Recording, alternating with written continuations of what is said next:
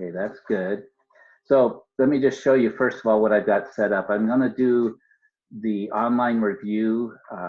I have posted, or actually it was already there, but I made it active, the version with the answer key in it. And so that might be enough for you, but I decided, let me go ahead and make a more of a review. So I'm going to do 3 sections at a time. So this morning I was working on 12, 3, 5, and 6.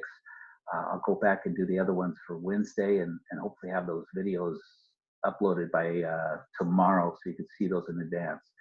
So what I'm doing is I'm taking the screenshots of the PowerPoints that I've sort of adjusted to give you basically the down and dirty of the whole chapter without the examples and stuff. So the second derivative, 12.3 was second derivative. So I've got this slide. And then we've got a geometric interpretation. So I'll kind of walk through this a little bit about first or the second derivative tells us about whether a function's concave up or concave down. And then this is the important part. If the second derivative is positive, we've got a minimum and it's concave up. Second derivative is negative, it's concave down, and that means we have a maximum or could have a maximum. And then when the second derivative is 0, that means we have a point of inflection. And then my goal would be to work through each of the problems from the practice test.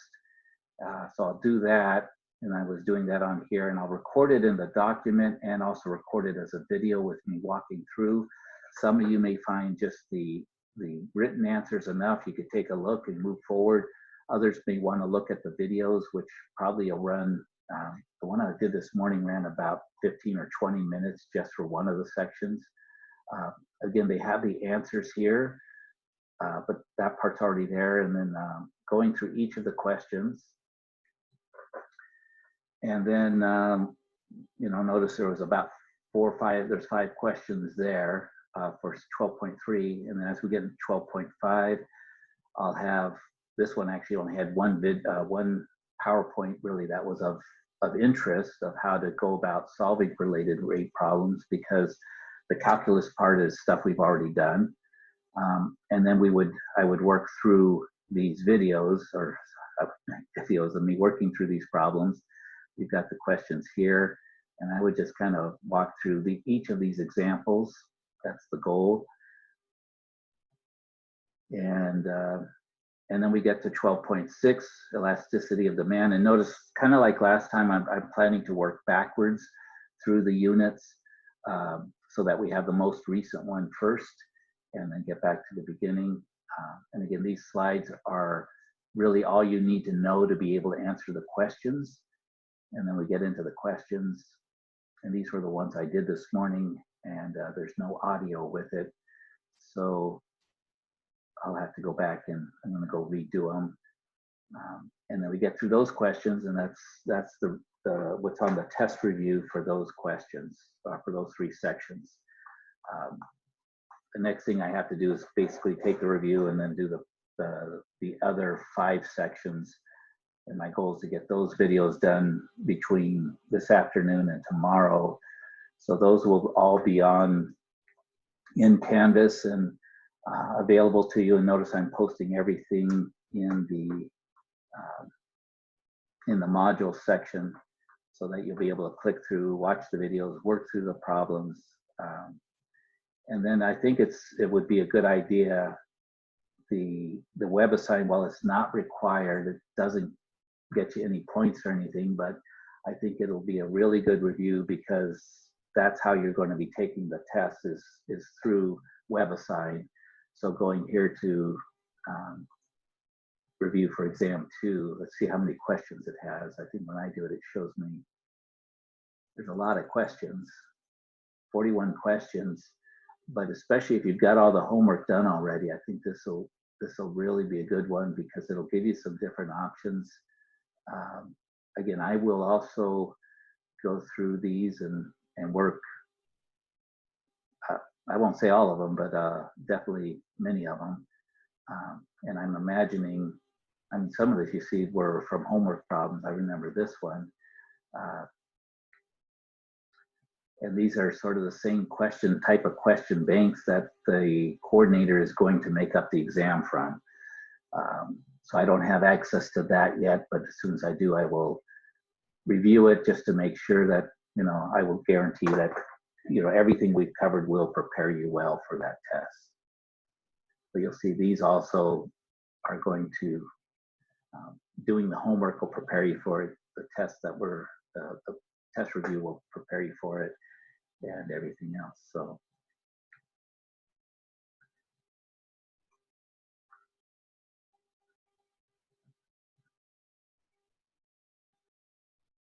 that is what I've got so far. And I'd be happy to answer any questions over either the homework or anything else. Or we could end class early, which means I'll take a little break, freshen up, and then get back to work on the videos. Which I like when we work together, because then you catch my, if I make any mistakes or if I'm not explaining something, you catch that. However, also sometimes if I do it just sort of not live, I'm less nervous. So anyway, but I'm here for you guys, so you let me know what you need and I'll make it happen. Professor, will you also upload this document with the most important screenshots? Yes, in fact, let me show you, because I actually already have one ready to go. Perfect. Sort of, I'll show you but I'm going to have to redo it. Let's see, this one. Okay, let me get back to the screen share. Okay.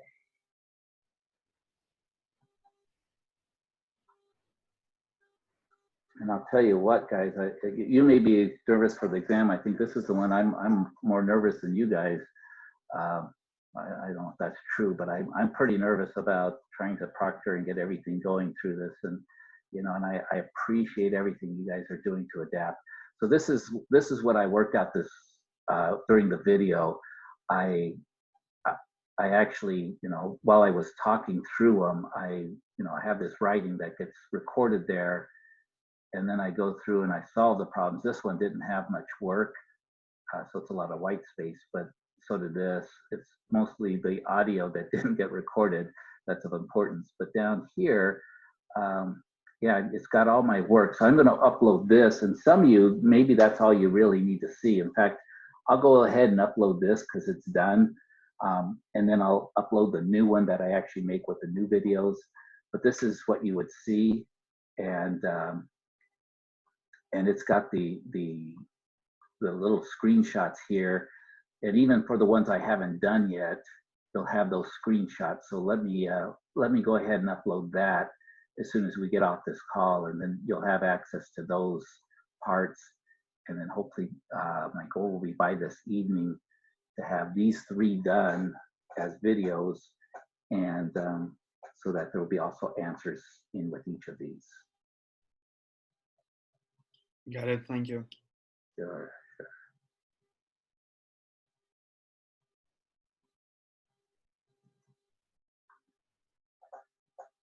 Okay. Can we do 12 point or number 4 and 12.6, since there's like 6 questions to one? You got it. Thank you. 12.6, number 6. So let's see. 12.6, number 4. Sorry. Number 4. Yeah, I'm sure that's what you said. Number 4. So we'll jump to this one here. Yes. And is that showing up in the screen view? Yes. Okay, good. Let's see. Put this one down.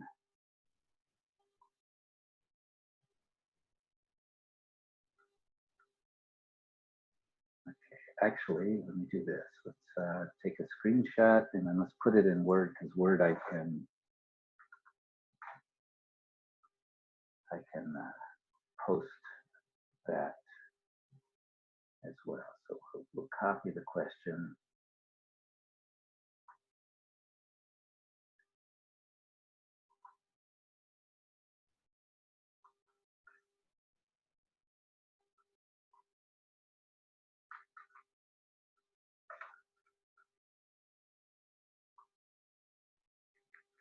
Okay.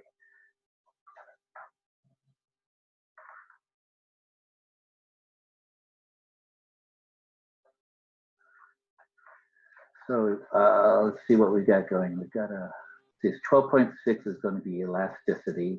That's what the E is. Remember what it's giving us here as the Q is our function. So we could also call this f of p. And the formula for the elasticity is equal to the, actually let me do this first, minus the derivative of the demand function times p over the demand function. Okay.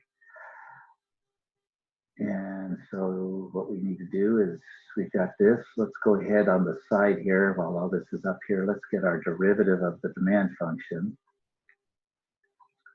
So the 2 comes down, 2 times 2 gives us negative 4p. And that's to the first power now. And then we've got plus 33. And that's our derivative. Question. Yes. Is that Q prime? That's also, yeah, we could call that Q prime. Okay, thank you. Q prime. So yeah, you could use other notation. You could say that the function is Q prime times P over Q if you want. And again, that's one of the things is which notation you want to use. So the elasticity function is going to be E times Q prime or F prime, whichever way you want to call it. So that's minus 4p plus 33. So remember, this is one of the things I forgot. I had to go back. It's minus the derivative. So minus this derivative because elasticity is always assumed to be decreasing. The demand is decreasing as the price increases. Times P over the original function, which is minus 2p squared plus 33p. I think this was also on the review questions because this looks very familiar. I think I just did this morning on the video that didn't work.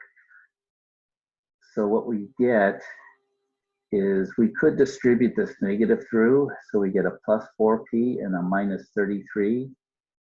So I'm going to distribute this, and at the same time, actually no, I'm not going to distribute the p. I did that the first time, but so this becomes positive 4p minus 33 times p in the top. In the bottom, actually, what you notice, you could actually factor a p out.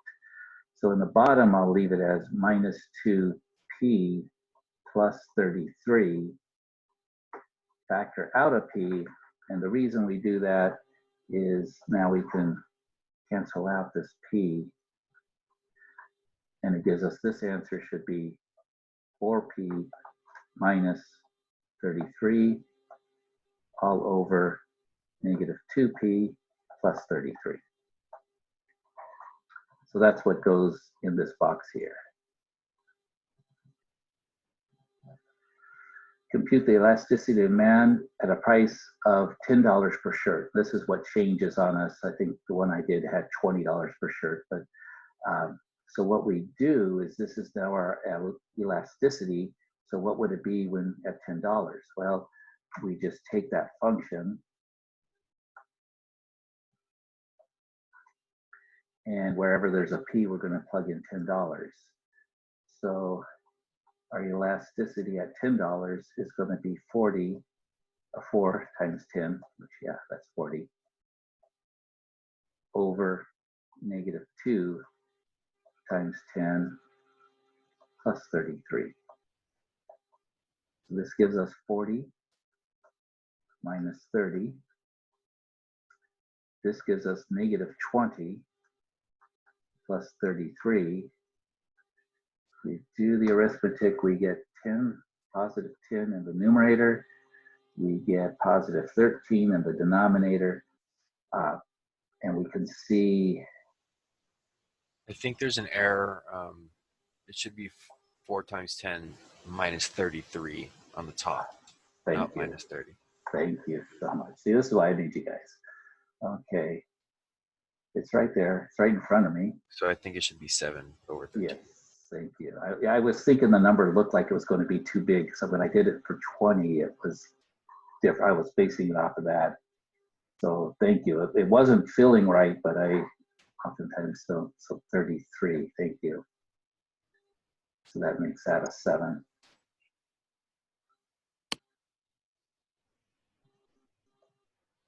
And this is why we definitely want you to be able to upload your work, because I could see that, you know, if you made a mistake like that, I'm wanting to assess your understanding of the concepts, which, you know, if you can go through this process, that's a good sign. And yeah, arithmetic or copy error, I can give most of the points for that. So it's 0.53 is how many decimal places did they want? They want 2 decimal places, so we'll put it at 0.54.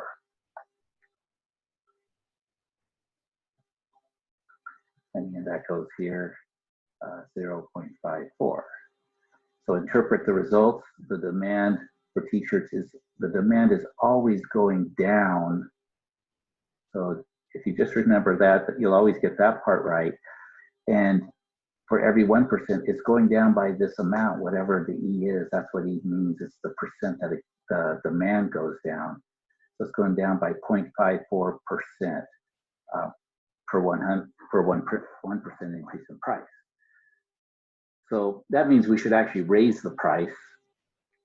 And how much should we raise the price, or what we should put it to?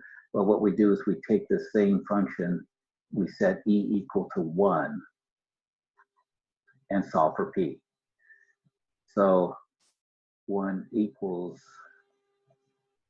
4P minus 33 over minus 2P plus 33. And notice that this is one of those things is on questions like this, it does, I mean, you have to get the first parts right to get the second parts right. Okay, so now we want to solve, and the best way I think of it doing is just do a cross multiply. Think of this as equal to 1 over 1, right? If we cross multiply, we get 4P minus 33 equals minus 2P plus 33. Now we just need to solve for P. So I would go ahead and add 2P to both sides. And we can see the P is going to come over here. So that gives us 6P minus 33 equals 33. And then we're going to add 33 to both sides.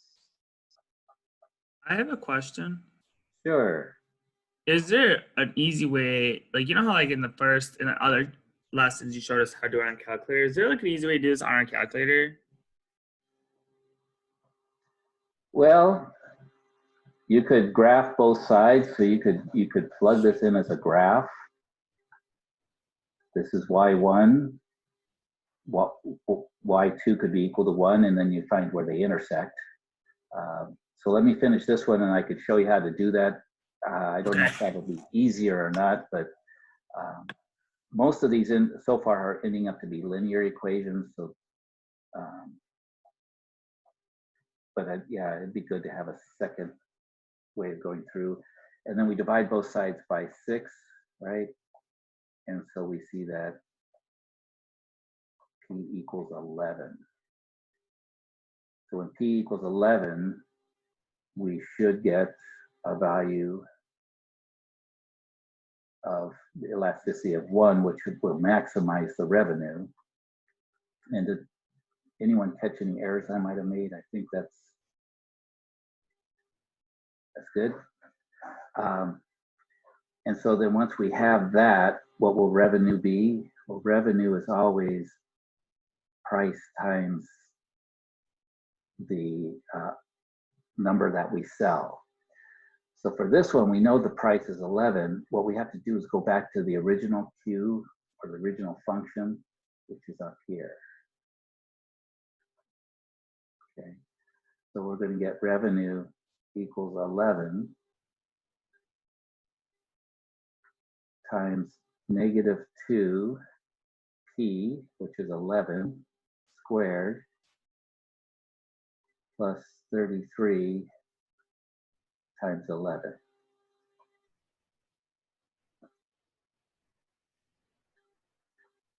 So then we get 11 squared is 121, times 2 is going to be 242. 33 times 11, I should probably be able to do that in my head, but I don't like to trust the results. 363.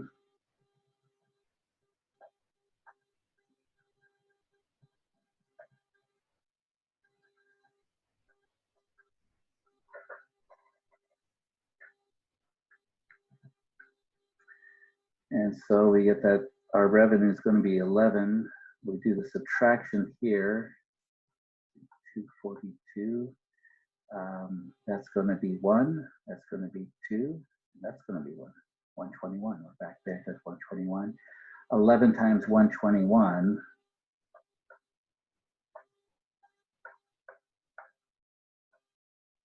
is 1,331. And that should be the revenue for that one.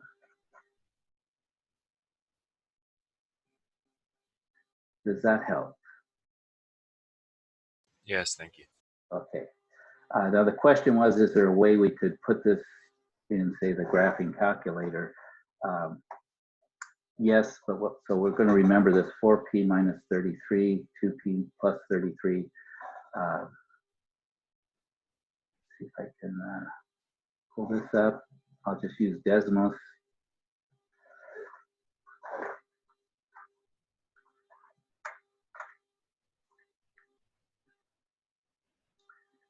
So I'll put one function in as y equals, what was that? That was 4p minus 33. So we'll do 4x minus 33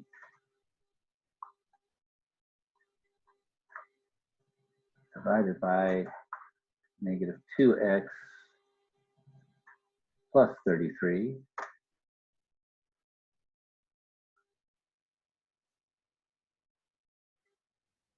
X plus 33. And what we're doing is we're looking, when does this y equals 1 is the other line. So we're looking for this intersection.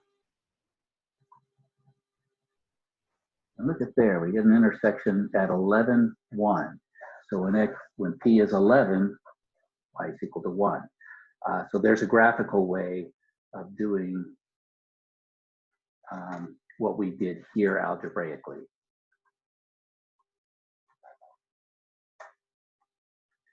Does that help? It gives you a different way to check it.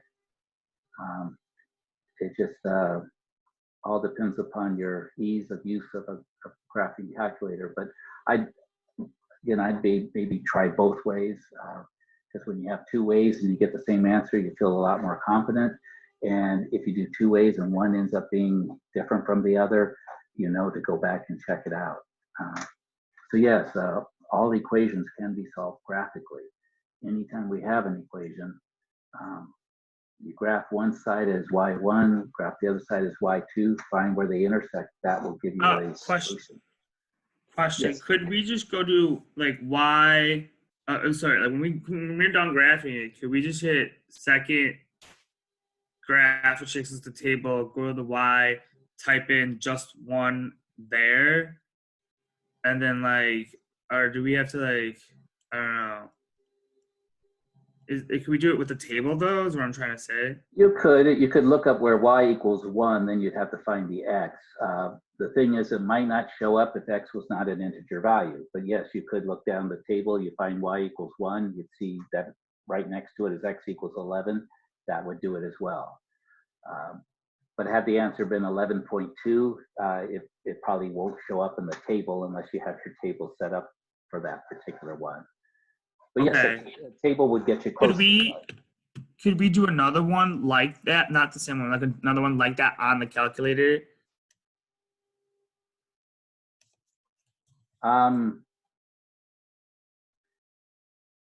Like what we just did? Yeah, which one would you like to see done? Anyone that's similar to that really would be cool.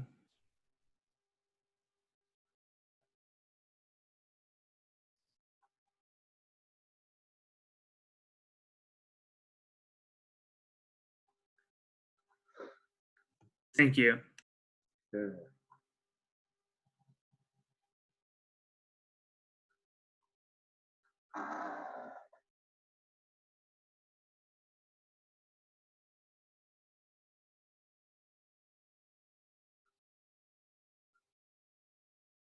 That's at 35, so that's plugging in.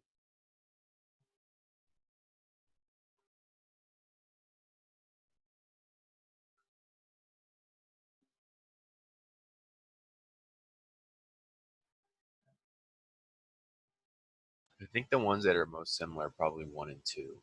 1 and 2. Okay. Yeah, they look pretty similar to the one we just did, just without Okay. the extra worthless questions. Yeah, and then it's got a linear, so that's why typically these will be a little bit easier, but let's go ahead and take a look at this one. Let's go with 1. Thank you for.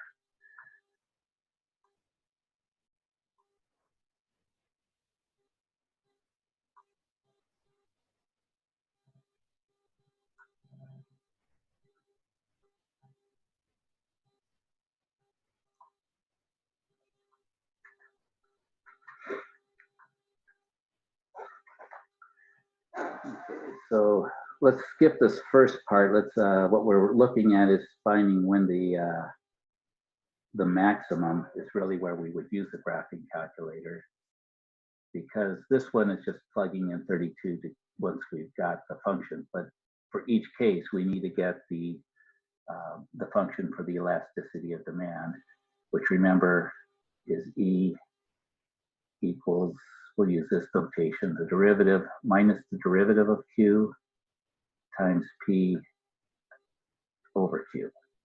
Okay, and this is our Q here. So our derivative of Q is going to be just minus 20.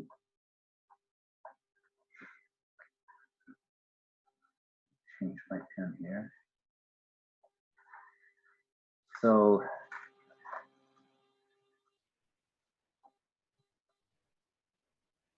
our function E is going to be minus 20, or actually minus 20, right? Times P over the function Q, which is 1040 minus 20P. Negative and negative become a positive, so we've got 20P over 1040 minus 20P. So again, for this part, you would go ahead and plug in 32 for P and calculate what the value of E is. To get the maximum weekly revenue, we will find that what price gives us that, it's when it equals 1.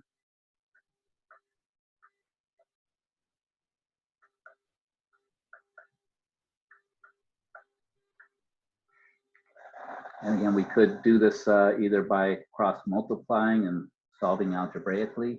Let's go ahead and do it graphically first. So we'll we'll graph one side as y1, so y equals 1 is one graph, and y equals 20p over 1040 minus 20p. When I did it for the first question, calculate the price of elasticity of demand, it gave me some massive number. Oh, really?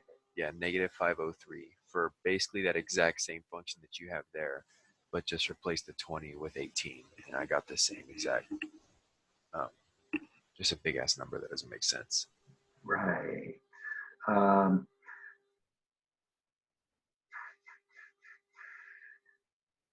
So let's see what we, let's go ahead and calculate it first, because remember, yeah, it should be a percentage. We would expect numbers to be, you know, maybe around 10% at the biggest, I think, because that's a percentage, or some decimal amount.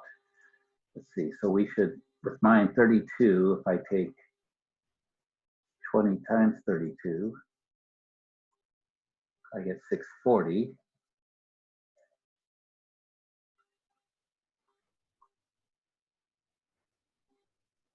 Maybe.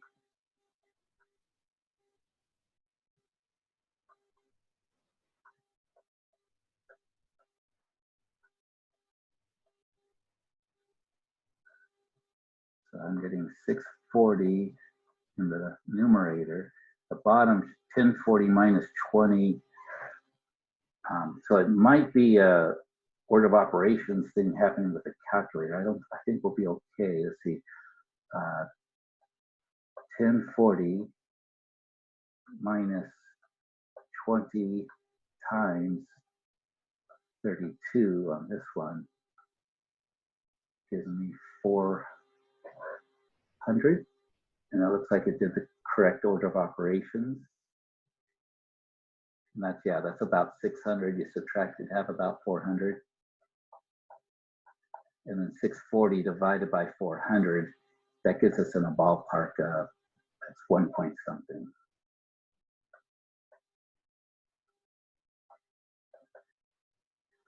So there must have been, I know this is all just plugging into the calculator, but depending upon how you do these, you may need to have the bottom in a parentheses, because it might have taken the first divided by this and then subtracted, or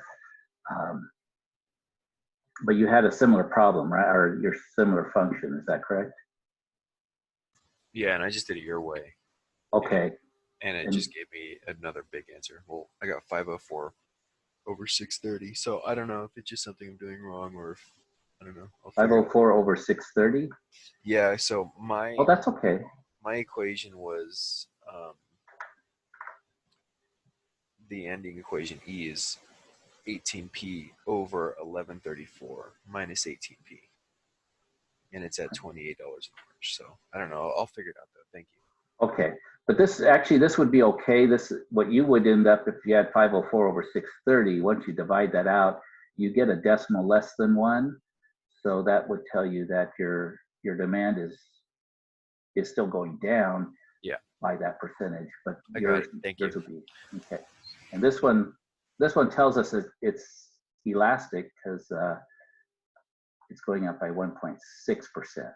Okay, so when we solve for this, what this did tell us is that our price of 32 is too high. So hopefully when we solve this, we get a value less than 32. Okay, so let's go ahead and do it graphically.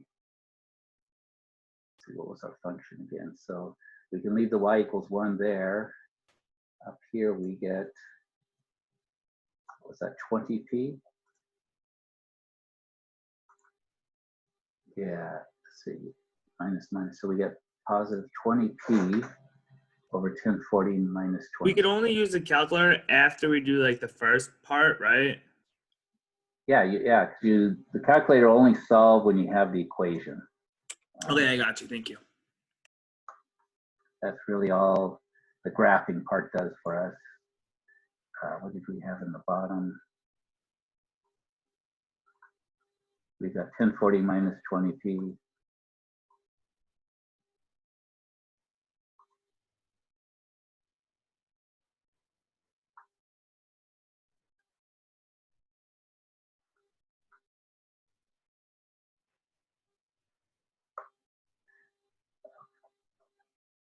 Actually, I want to use X here, not P. I don't know if it will work with X with P.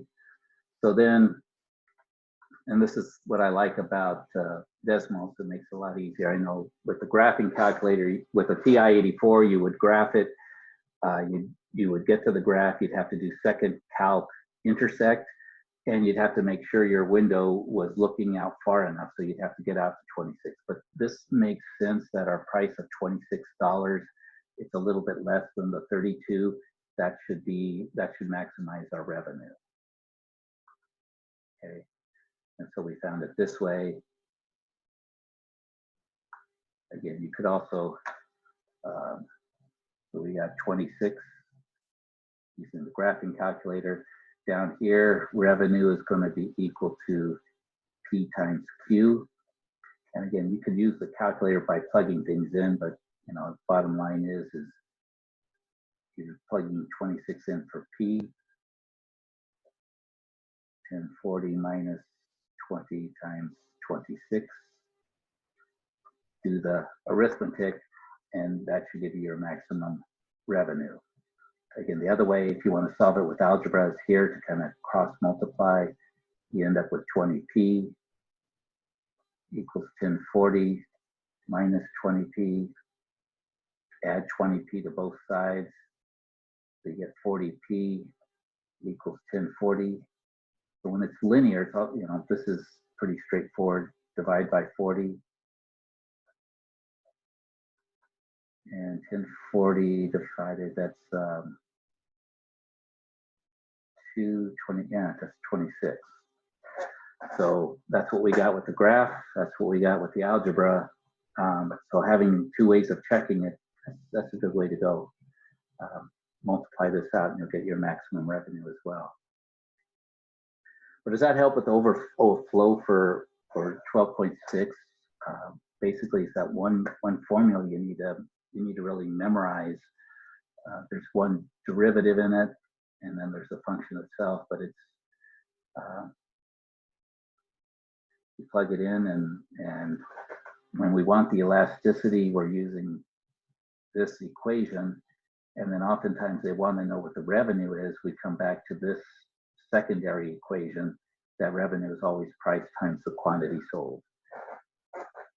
So those are really the two that you end up using throughout this section.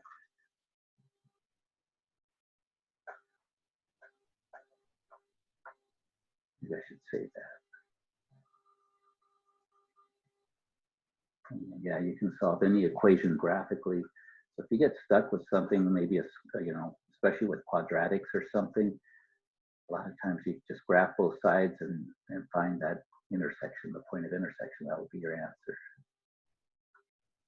It's 11:30.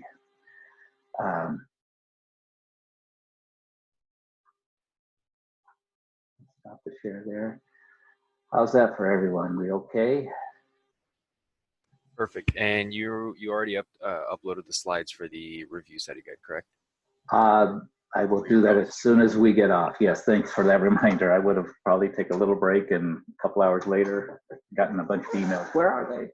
No, yeah, I'll do those right now as soon as we get off.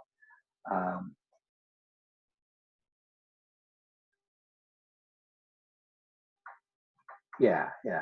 I think Christian had a question. If you could plug the equation in the calculator, it doesn't find the value of x when y equals 1. Yes, that's the way I would do that.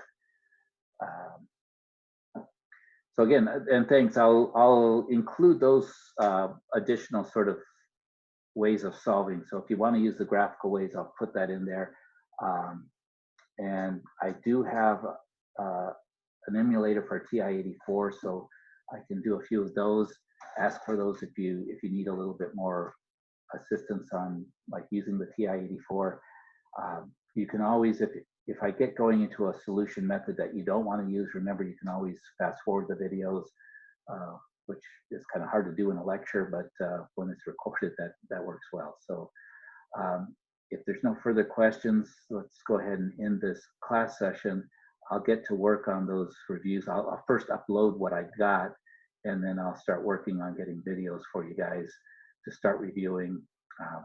and just sort of make sure. But if you go through that review, the review sheet for exam 2, you'll have all the concepts down, and then I'll be pinpointing exactly the types of questions, because sometimes you've got the concepts, but different questions can throw you off. But we'll see exactly what that test is going to look like, and then if you can all be here back at least on Friday, we'll do it right away. We'll do a test run through having WebAssign open, Zoom open, so we can sort of proctor exams and see how that all works. And then I'll even have an assignment set up so you can upload a PDF just to make sure that all works out.